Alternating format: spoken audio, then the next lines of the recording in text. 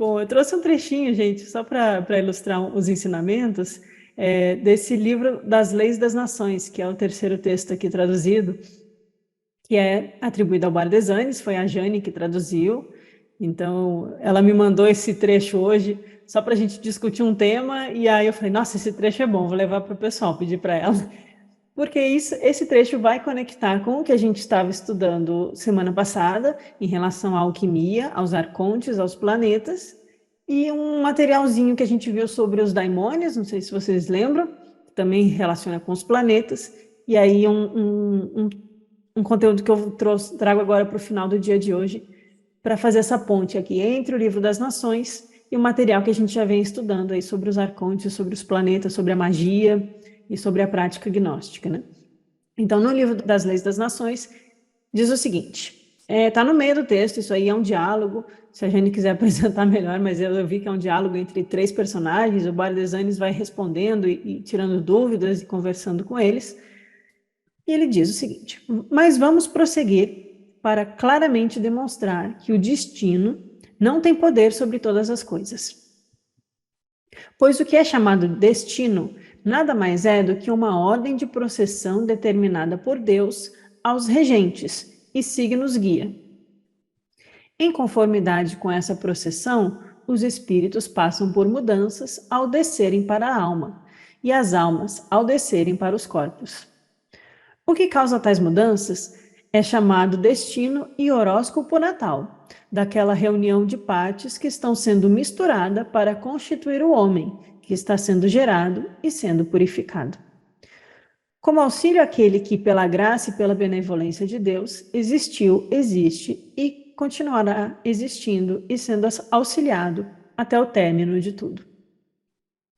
Vocês conseguem conectar esse pequeno parágrafo com todo o conteúdo que a gente viu do Apócrifo de João? Vamos voltar lá na memória, gente.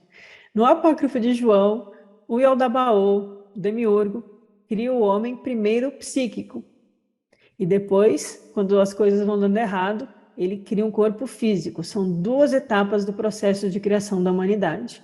Aqui nesse trecho do livro das Leis das Nações, né, os espíritos passam por mudanças ao descerem para a alma, psíquico primeiro, e da alma desce para o corpo, né, físico. Também em duas etapas. Lembram que quando surgem os regentes, né, o Yaldabaoth cria os seus auxiliares, 6 auxiliares e ele sendo o 7º, então são 7 planetas, né, a gente já viu tudo isso. Esses regentes, eles fazem essa mistura de luz com trevas, e aqui o que eu queria enfatizar é justamente essa reunião de partes, porque o que aparece lá no Apócrifo de João?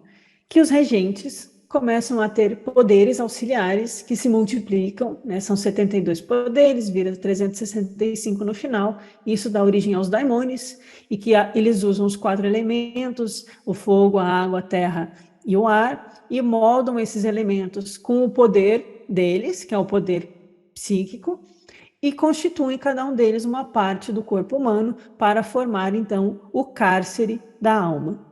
Assim está no Apócrifo de João. Como é que está aqui no Bardesanes? A reunião de partes que estão sendo misturadas para constituir o homem que está sendo gerado. É o mesmo tema. Alaia? Oi.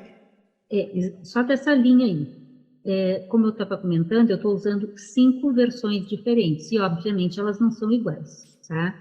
Essa tradução que você está aí ainda não é a tradução definitiva, que já está pronta, mas era quando eu estava estudando ela, né? Mas é isso aí. E alguns, ao invés de colocar reunião de partes, colocam reunião de elementos, ou seja, Sim. continua ilustrando a linha do que você está falando. E é muito interessante isso, porque algo que sempre foi, é e continuará sendo, é gerado quando o espírito vem descer a alma e da alma ao corpo, reunindo partes que ficaram por ali, e existe um dos autores que faz um comentário dizendo que isso, no próprio texto, ele coloca, na própria tradução dele, ele diz que são elementos tanto que vêm do bem quanto que vêm do mal. Uhum. Ou seja, lembra a ideia de composição dos fatores que nos constituem. Eu achei fantástico. Agora, com a tua explicação, juntando com o Evangelho de João, está ficando supimpa. Porque no Apócrifo de João, Jane, é dito que o demiurgo, ele mistura luz com trevas, porque antes era só o reino da luz, antes da Sofia cair. E quando ele cria a mistura, ele cria a confusão. E quando a gente se confunde, a gente olha para baixo e confunde o reflexo com o que é real. Então é essa mistura que faz a queda da humanidade, mas é a compreensão da mistura que permite o trabalho alquímico de purificação dos metais pesados e retorno ao ouro divino. Né? Então, tem tudo a ver com o que a gente está estudando, né? Sem forçar a barra. Eu sempre me esforço para não forçar a barra New Age esotérica aqui com vocês, mas a gente vê esses elementos que dialogam entre si. E aí, no Apócrifo de João, eu sempre volto, quando o demiurgo cria e aí a humanidade, e ele vê que a humanidade possui uma luz superior à dele mesmo, porque a humanidade é dotada de nous, da mente divina, da pronoia que derrama, né, ao lado espiritual, o espírito no ser humano e não só o poder psíquico. E aí o que o demiurgo faz? Ele cria um falso espírito e fala, você tem um espírito da luz? Então eu vou criar um espírito da sombra e vou te confundir, porque é um que vai puxar para baixo. É para criar essa tensão na nossa existência. É a tensão que faz a gente reagir e despertar e adquirir consciência, né? Então o demiurgo, ele vai ter esse falso espírito. E aí, quando os regentes e os arcontes estão trabalhando com o vício e o engano e aprisionam o Adão lá no paraíso e criam as árvores cujo fruto é veneno, mas as maçãs são brilhosas, né? Igual lá a Branca de Neve. Então, quando eles fazem isso, é dito no Apócrifo de João que eles criam um destino amargo. E esse destino vai fazer o ser humano ficar preso para sempre no mundo corpóreo. E aqui no livro das Leis das Nações, a gente está vendo sobre o destino que é determinado pelos regentes e que faz a alma passar por essas mudanças ao descer, e é chamado de destino e horóscopo. Né? E a gente sabe que os arcontes vão ser relacionados aos planetas, aos 7 planetas. E os 7 planetas, como a gente viu a semana passada, a gente vai encontrar aqui nos símbolos alquímicos também. Os planetas, os elementos que se misturam e a trindade que leva àquilo que é a purificação espiritual. Então vejam que essas coisas vão se correlacionando. O gnosticismo também sobrevive na Idade Média a partir dos alquimistas. Os hermetistas, os cabalistas cristãos e os alquimistas, eles vão, talvez consciente ou inconscientemente, mas eles vão manter a tradição gnóstica. Então, quando a gente está falando aqui do destino, para os gnósticos, o nosso mapa natal, o nosso horóscopo natal, é aquilo que nos amarra na encarnação. Porque é exatamente isso que o Bardesanes diz nesse texto. Eu não li o texto inteiro. Então, Jane, o próximo parágrafo, depois desse aí, ele vai dizer exatamente isso. Vou sintetizar nas minhas palavras, né? Mas ele diz que existe 3 fatores, como você não falou no começo, mas são 3 elementos que ele vai chamar a atenção. Existe a natureza e as suas leis, existe o destino, que ele não nega que existe e está vinculado ao movimento dos planetas, que faz o desenho do nosso horóscopo natal, e existe o livre-arbítrio. E aí ele fala como nós somos decididos e decidimos a nossa vida por meio desse conjunto de 3 forças. O texto é muito interessante. E isso é o próximo parágrafo, tá? Aí ele diz isso e ele explica que as leis da natureza, se a gente deixasse a natureza seguir o seu curso, as coisas não dariam erradas. Mas que tudo que atrapalha, prejudica a natureza, que as leis da natureza funcionem, é culpa do destino.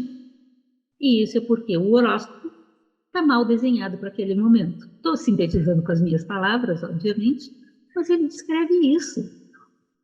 Está muito interessante e tem tudo a ver com o que você estava dizendo, Alaia. É daí que a Andrea comentou aqui, né? Que é aquela frase que o destino.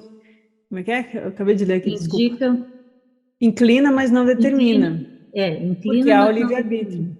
Mas para o gnóstico, o livre-arbítrio é você permitir a ação através do logos, que seja feita a vossa vontade. Quando a gente age a partir da vontade do Espírito, o destino dos arcontes não nos aprisiona, porque a gente age em concordância com o movimento, né, natural da lei divina, né, digamos assim.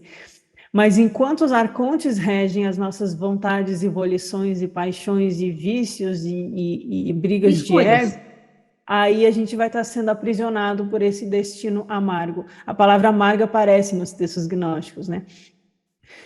E aí é aquela também. Eu não sou astróloga, gente, então, assim, vocês me perdoem.